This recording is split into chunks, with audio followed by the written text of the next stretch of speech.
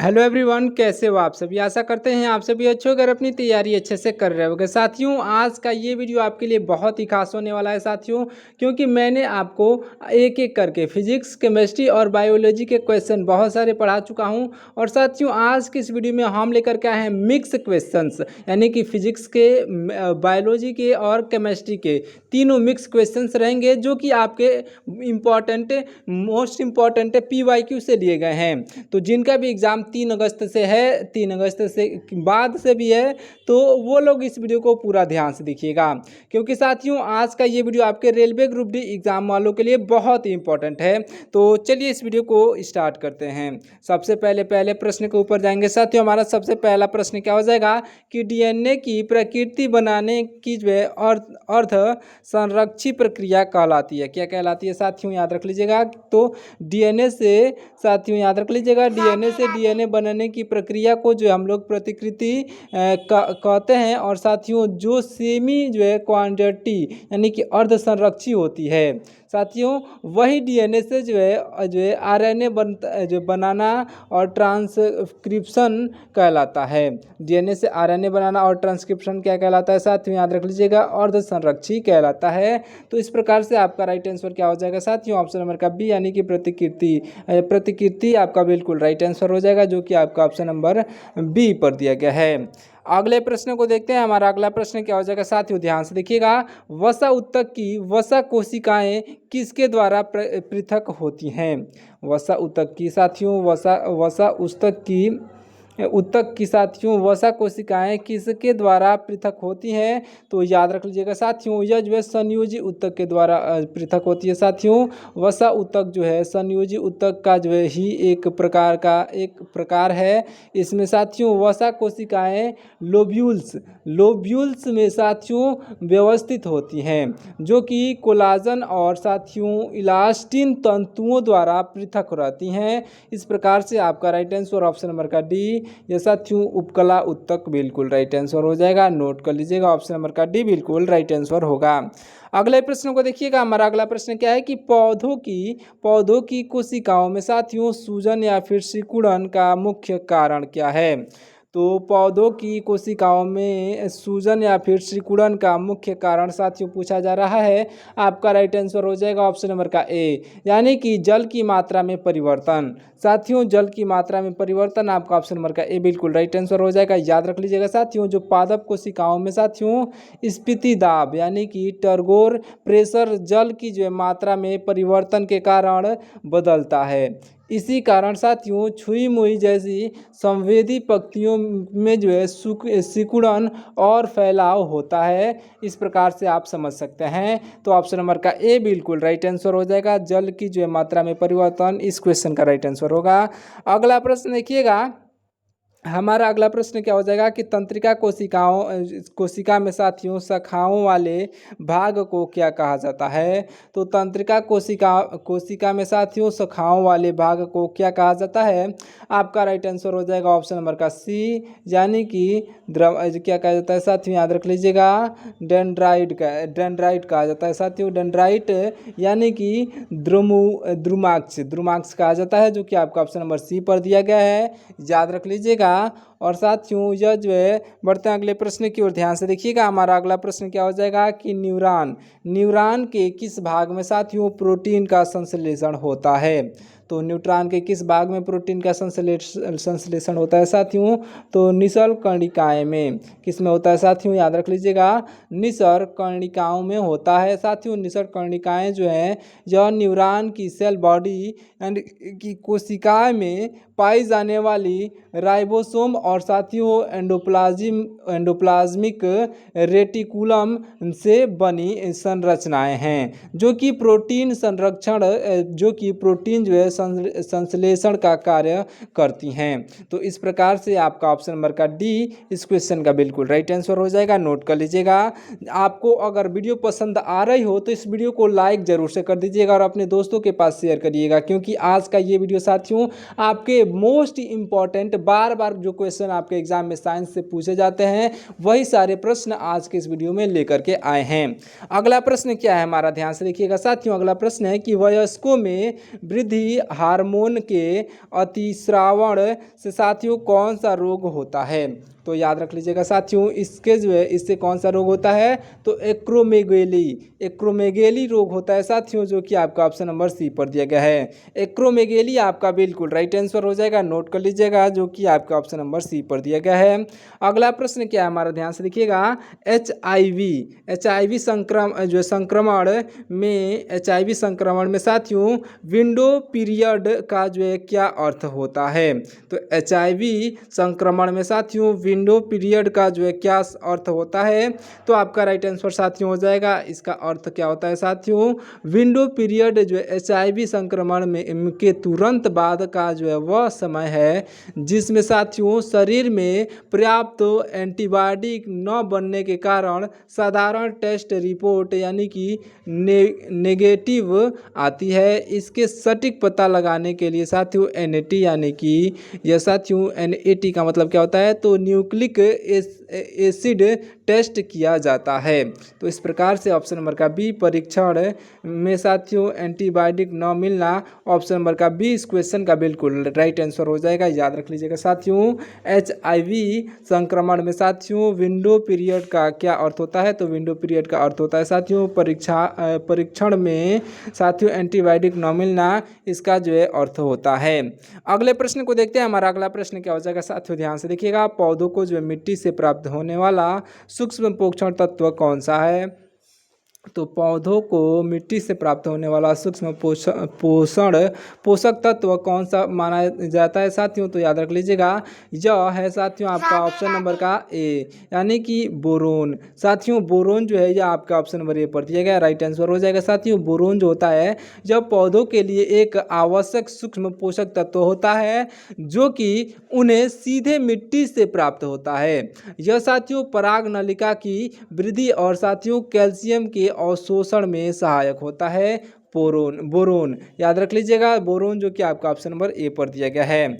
बढ़ते हैं अगले प्रश्न की ओर। अगर आपको हमारे समझाने की जो है तरीके अच्छे लग रहे हों या फिर आपको वीडियो पसंद आ रही हो तो साथियों आप नीचे कमेंट सेक्शन में ज़रूर से बताइएगा। कोई भी बच्चा ऐसे नहीं जाएगा साथियों, कमेंट सेक्शन में कमेंट करते हुए चलिएगा। अगला प्रश्न क्या है हमारा, ध्यान से देखिएगा साथियों। क्या है प्रश्न कि गोल्गी काय का निर्माण, जो साथियों गोल्गी काय का निर्माण करने वाली चपटी थैलियों को क्या कहते हैं? तो इसको क्या कहा जाता है साथियों, नोट कर लीजिएगा। इसे हम लोग क्या कहते हैं? इसे कहा जाता है साथियों यह जो है सिस्टर्नी। क्या कहा जाता है? याद रख लीजिएगा, सिस्टर्नी कहा जाता है, जो कि आपका ऑप्शन नंबर डी पर दिया गया। साथियों जो है गोल्गी काय में पाई जाने वाली साथियों चपटी और समांतर थैलियों को जो है हम लोग सिस्टर्नी कहते हैं।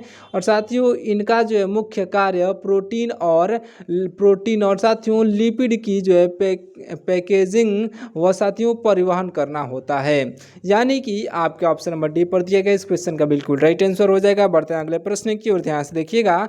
हमारा अगला प्रश्न हो जाएगा साथियों, ध्यान से देखिएगा। पोल्ट्री साथियों पोल्ट्री फार्मिंग में अंडे देने वाली मुर्गियों को क्या कहते हैं? तो पोल्ट्री फार्मिंग में साथियों जो मुर्गियां अंडे देती हैं उसे क्या कहा जाता है? तो याद रख लीजिएगा साथियों, उसे कहा जाता है लेयर। क्या कहा जाता है? लेयर कहा जाता है। साथियों ध्यान से देखिएगा, यह जो है लेयर कहा जाता है। और साथियों पोल्ट्री फार्मिंग के में जो है केवल अंडा उत्पादन के उद्देश्य से पाली जाने वाली मुर्गियों को हम लोग लेयर कहते हैं। और साथियों जबकि मांस उत्पादन के लिए पाली जाने वाली मुर्गियों को हम लोग ब्रायल कहते हैं। क्या कहा जाता है साथियों? मांस उत्पादन के लिए मछलियों को जब मतलब कि पाला जाता है तो इसे कहा जाता है ब्रायलर। ब्रायरल जो है आपका ऑप्शन नंबर ए पर दिया गया है, ब्रायलर इसे कहा जाता है। तो इस क्वेश्चन का राइट आंसर लेकिन साथियों क्या हो जाएगा? इस क्वेश्चन का राइट आंसर लेयर हो जाएगा, जो कि आपका ऑप्शन नंबर सी पर दिया गया है। बढ़ते हैं अगले प्रश्न की ओर, ध्यान से देखिएगा। हमारा अगला प्रश्न क्या हो जाएगा साथियों, ध्यान से देखिएगा। अगला प्रश्न हो जाएगा कि लिटल बी मधुमक्खी की जो है लिटल बी मधुमक्खी का वैज्ञानिक नाम क्या है? तो इसका वैज्ञानिक नाम जो है साथियों याद रख लीजिएगा, इस जो मधुमक्खी का वैज्ञानिक नाम एफिस फ्लोरिया हो जाएगा। क्या नाम हो जाएगा साथियों? एफिस फ्लोरिया हो जाएगा, जो कि आपका ऑप्शन नंबर ए पर दिया गया है। साथियों एफिस फ्लोरिया आपका राइट आंसर हो जाएगा। साथियों ध्यान से देखिएगा, जो है लिटल बी जो होती है, लिटल बी का जो है वैज्ञानिक नाम साथियों एफिस फ्लोरिया है। यह जो है याद रख लीजिएगा। और साथियों विशाल या फिर परागवी को जो है एफिस डोरेस्टा तथा साथियों भारतीय मधुमक्खी को जो है हम लोग एफिस कैरेना इंडिका कहा जाता है। यह जो इसके नाम है साथियों, वैज्ञानिक नाम अलग अलग जो है मतलब पक्षियों के अलग अलग वैज्ञानिक नाम जो है यहाँ पर दिए गए हैं। तो ऑप्शन नंबर का ए इस क्वेश्चन का राइट आंसर हो जाएगा, याद रख लीजिएगा, ऑप्शन नंबर ए पर दिया गया है। बढ़ते हैं अगले प्रश्न की ओर, ध्यान से देखिएगा। हमारा अगला प्रश्न क्या हो जाएगा यहाँ पर, किस पेशी ऊतक में साथियों हल्के और गहरे रंग के बैंड पाए जाते हैं? तो याद रख लीजिएगा, यह पाए जाते हैं साथियों कंकाल पेशी में। किस में पाया जाता है साथियों? किस पेशी ऊतक में हल्के और गहरे रंग के बैंड पाए जाते हैं? तो यह जो है कंकाल पेशी में पाया जाता है, जो कि आपका ऑप्शन नंबर बी पर दिया गया है। देखिए साथियों, कंकाल पेशियों को जो है हम लोग रेखित पेशी भी कहते हैं, क्योंकि इनमें जो है एक एकांतर क्रम में हल्के यानी कि लाइट और साथियों गहरे यानी कि डार्क रंग के पट्टे या फिर बैंड पाए जाते हैं। यह जो है ऐच्छिक पेशियां होती हैं। इस प्रकार से कंकाल पेशी इस क्वेश्चन का बिल्कुल राइट आंसर हो जाएगा, ऑप्शन नंबर का बी। इसे आप अच्छे से नोट कर लीजिएगा। अगला प्रश्न हमारा कि गाय की कौन सी नस्ल जो है रोगों के प्रति अधिक प्रतिरोधी होती है? तो गाय की कौन सी ऐसी नस्ल है जो कि रोगों के प्रति अधिक प्रतिरोधी होती है साथियों? तो याद रख लीजिएगा, यह हो जाएगी आपका ऑप्शन नंबर का बी, यानी कि रेड सिंधी। साथियों रेड सिंधी आपका ऑप्शन नंबर बी पर दी गई है, जो कि आपका बिल्कुल राइट आंसर हो जाएगी। याद रख लीजिएगा साथियों, रेड सिंधी आपका बिल्कुल राइट आंसर हो जाएगी। अगले प्रश्नों को देखिएगा। हमारा अगला प्रश्न क्या हो जाएगा साथियों, ऑक्सीजन की कमी से श्वसन का कौन सा चरण प्रभावित होता है? तो ऑक्सीजन की कमी से साथियों जो प्रभावित होता है, या जो इलेक्ट्रॉन परिवहन श्रृंखला प्रभावित होता है। याद रख लीजिएगा साथियों, इलेक्ट्रॉन परिवहन श्रृंखला प्रभावित होता है साथियों। इलेक्ट्रॉन परिवहन श्रृंखला यानी कि ईटीसी जो है माइटोकॉन्ड्रिया के अंदर वायविक श्वसन का अंतिम चरण है, जहां पर साथियों जहां सबसे अधिक एटीपी यानी कि एटीपी बनती है, और साथियों यह जो है सीधे तौर पर ऑक्सीजन की उपलब्धता पर निर्भर करती है। तो इस प्रकार से जो कि आपका ऑप्शन नंबर डी पर दिया गया है, यह जो जो साथियों इलेक्ट्रॉन परिवहन श्रृंखला, ऑप्शन नंबर का डी इस क्वेश्चन का बिल्कुल राइट आंसर हो जाएगा। बढ़ते हैं अगले प्रश्न की ओर, ध्यान से देखिएगा साथियों। हमारा अगला प्रश्न हो जाएगा कि प्रतिवर्ती चाप में साथियों ध्यान से देखिएगा, प्रतिवर्ती चाप में तंत्रिका आवेग का जो है सही क्रम क्या है? तो प्रतिवर्ती चाप में साथियों तंत्रिका आवेग का सही क्रम जो है यह क्या हो जाएगा? आपका राइट आंसर हो जाएगा ऑप्शन नंबर का सी, यानी कि ग्राही स्पाइनल जो है कार्ड मोटर पेशी। ग्राही स्पाइनल कार्ड मोटर पेशी, जो कि आपका ऑप्शन नंबर सी पर दिया गया है साथियों, राइट आंसर हो जाएगा। प्रतिवर्ती क्रियाएं जो है साथियों रिफ्लेक्ट एक्शन मुख्य रूप से मेरुरज्जु द्वारा नियंत्रित होती हैं, और साथियों याद रख लीजिएगा ये भी, इनमें जो है आवेग का पथग्राही अंग, और साथियों याद रख लीजिएगा ग्राही अंग से क्या होता है जो साथियों क्या होता है संवेदी न्यूरॉन होते हैं, और संवेदी न्यूरॉन साथियों यह जो है स्पाइनल कार्ड होते हैं, और स्पाइनल कार्ड साथियों प्रेरक न्यूरॉन होते हैं, और साथियों प्रेरक न्यूरॉन साथियों कार्यकारी पेशी होती है। इस प्रकार से इसका पूरा मतलब कि आपका माइंड मैप होता है। तो इस प्रकार से आप समझ लीजिएगा साथियों, इस क्वेश्चन का राइट आंसर ग्राही स्पाइनल कार्ड मोटर पेशी हो जाएगा, जो कि आपका ऑप्शन नंबर सी पर दिया गया है। अगला प्रश्न देखिएगा, ध्यान से देखिएगा साथियों, जो क्या हो जाएगा प्रश्न कि फुफ्फुस की जो होती हैं फुफ्फुस, यह फुफ्फुस की कुपिकाओं में पाई जाने वाली यह जो है उपकला कौन सी है? तो याद रख लीजिएगा साथियों, यह जो उपकला हो जाएगी आपका ऑप्शन नंबर का बी, यानी कि सरल सल की उपकला, जो कि आपका ऑप्शन नंबर बी पर दिया गया। इस क्वेश्चन का राइट आंसर ऑप्शन नंबर का बी हो जाएगा साथियों, याद रख लीजिएगा। फेफड़ों की जो है कुपिकाओं जो है फेफड़ों की कुपिकाओं और साथियों रक्त वाहिकाओं की दीवारों में साथियों सरल सल की उपकला पाई जाती है, क्योंकि साथियों यह गैसों के विसरण को जो है आसान बनाती हैं। तो इस प्रकार से ऑप्शन नंबर का बी बिल्कुल राइट आंसर हो जाएगा, नोट कर लीजिएगा। बढ़ते हैं अगले प्रश्न की ओर, ध्यान से देखिएगा। हमारा अगला प्रश्न क्या हो जाएगा साथियों? हमारा अगला प्रश्न हो जाएगा, ध्यान से देखिएगा, नर जनन तंत्र में साथियों प्रोस्टेट ग्रंथि का जो है मुख्य कार्य क्या होता है? तो नर जनन तंत्र में या साथियों ये जो प्रोस्टेट ग्रंथि का मुख्य कार्य जो होता है, याद रख लीजिएगा, या मुख्य कार्य क्या होता है साथियों इसका? तो इसका मुख्य कार्य होता है साथियों शुक्राणुओं को जो है गति व तरल देना। शुक्राणुओं को गति व तरल देना किसका काम होता है? तो नर जनन तंत्र में साथियों प्रोस्टेट ग्रंथि का यह मुख्य कार्य होता है। तो ऑप्शन नंबर का बी बिल्कुल राइट आंसर हो जाएगा, याद रख लीजिएगा। प्रोस्टेट और साथियों शुक्राशय या जो ग्रंथियां ऐसा तरल स्रावित करती हैं जो कि शुक्राणुओं को साथियों पोषण प्रदान करता है, उन्हें तरल माध्यम देता है और साथियों उनकी गतिशीलता को बढ़ाता है।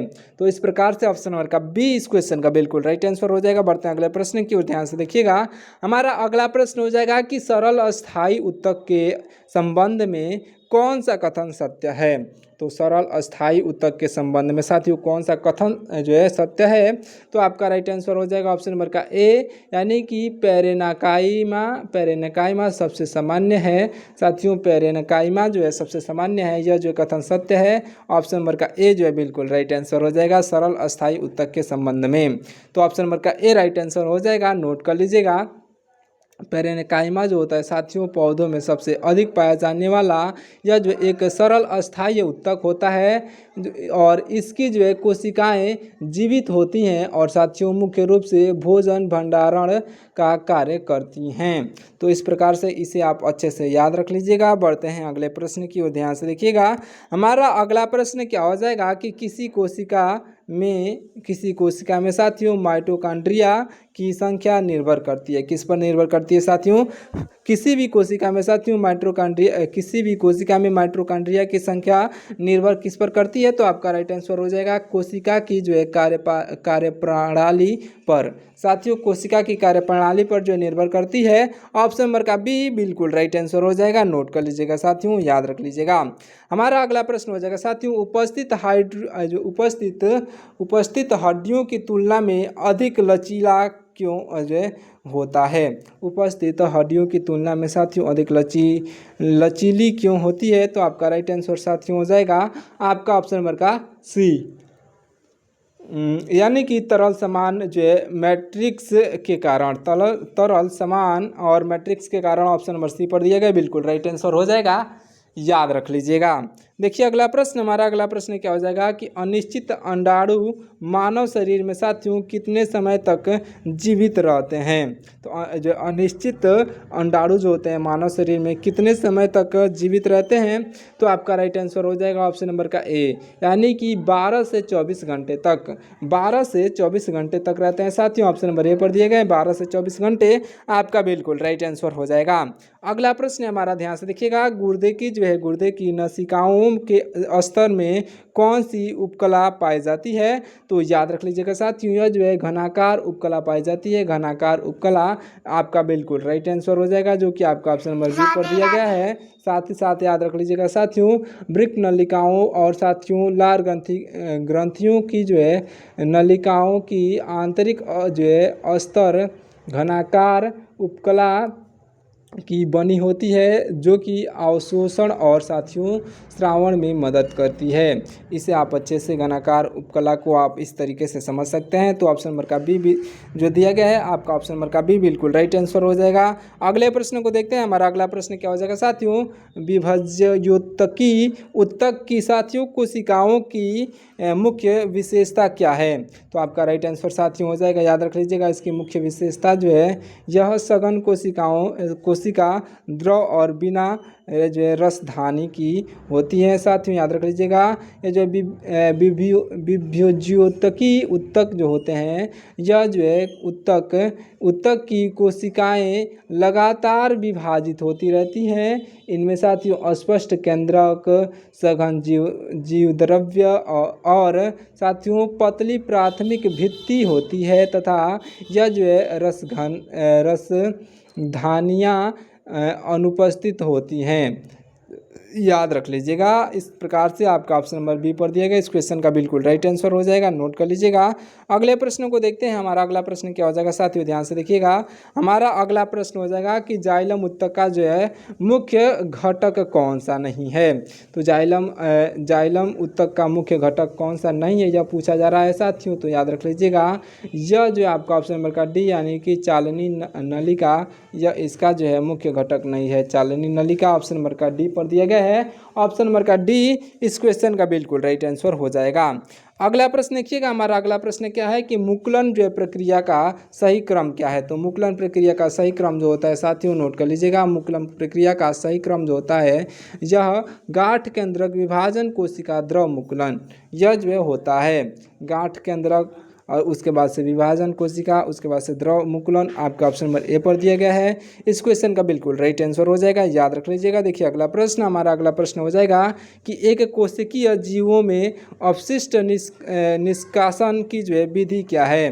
तो याद रख लीजिएगा, इसकी विधि क्या हो जाएगा, ऑप्शन नंबर बी पर दिया गया, यानी कि सरल जो है सरल विसरण हो जाएगा इसका विधि। ऑप्शन नंबर बी पर दिया गया सरल विसरण आपका बिल्कुल राइट आंसर हो जाएगा। साथ ही साथ याद रखिएगा साथियों, अमीबा जैसे जो है एक कोशिकीय जीवों में कोई विशेष उत्सर्जी अंग नहीं होता है। ये अपने शरीर की सतह से विसरण प्रक्रिया द्वारा नाइट्रोजन युक्त अपशिष्ट पदार्थों को बाहर निकालती हैं।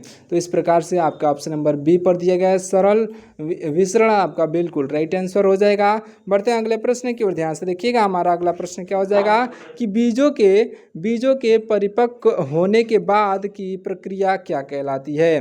तो बीजों के परिपक्व होने के बाद की प्रक्रिया को हम लोग क्या कहते हैं, तो ये जो है प्रकीर्णन कहते हैं। क्या कहा जाता है साथियों, प्रकीर्णन कहा जाता है, जो कि आपका ऑप्शन नंबर डी पर दिया गया है। और साथियों ये भी याद रख लीजिएगा, यह जो है बीजों के परिपक्व होने के पश्चात एक नए पौधे के उगने हेतु उसका जो है जनक पौधे से दूर फैलना बीज प्रकीर्णन यानी कि सीड जो है डिस्पेंसल कहलाता है, जो कि हवा, जल या फिर जंतुओं द्वारा होता है। तो इस प्रकार से ऑप्शन नंबर का डी बिल्कुल राइट आंसर हो जाएगा। देखिएगा अगला प्रश्न, हमारा अगला प्रश्न हो जाएगा कि अधिवृक्क ग्रंथि से स्रावित हार्मोन का कार्य क्या है।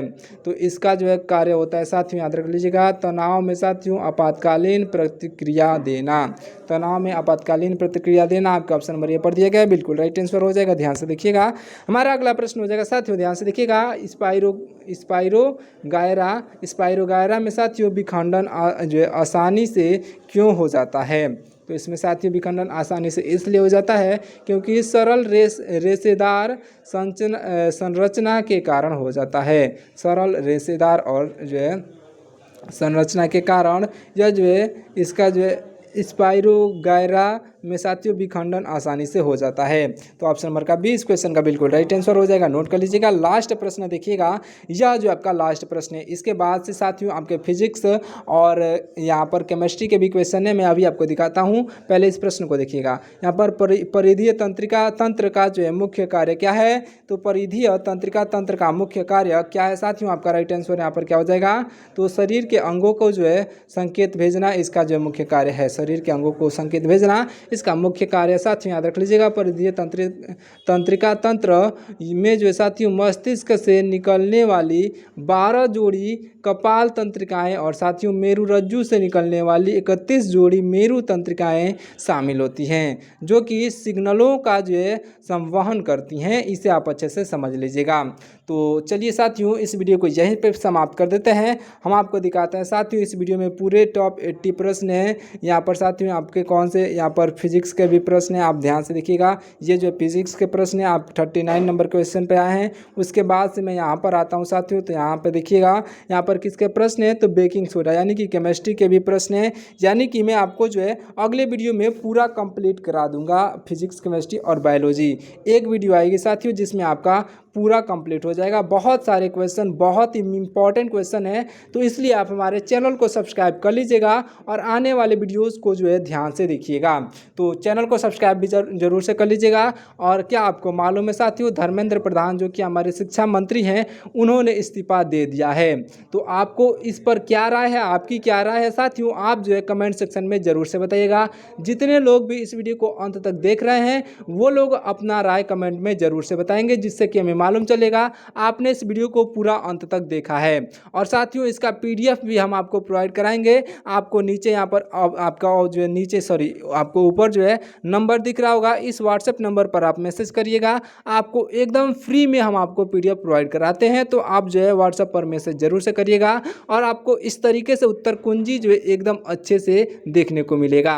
इसी तरीके से साथियों सारे प्रश्नों का उत्तर कुंजी भी हम आपको देंगे। तो इस वीडियो को पूरा अंत तक देख लिए साथियों, तो इस वीडियो को लाइक भी जरूर से कर दीजिएगा और अपने दोस्तों के पास शेयर कर दीजिएगा। सारा जो है आपको यहाँ पर उत्तर कुंजी देखने को मिल जाएगा।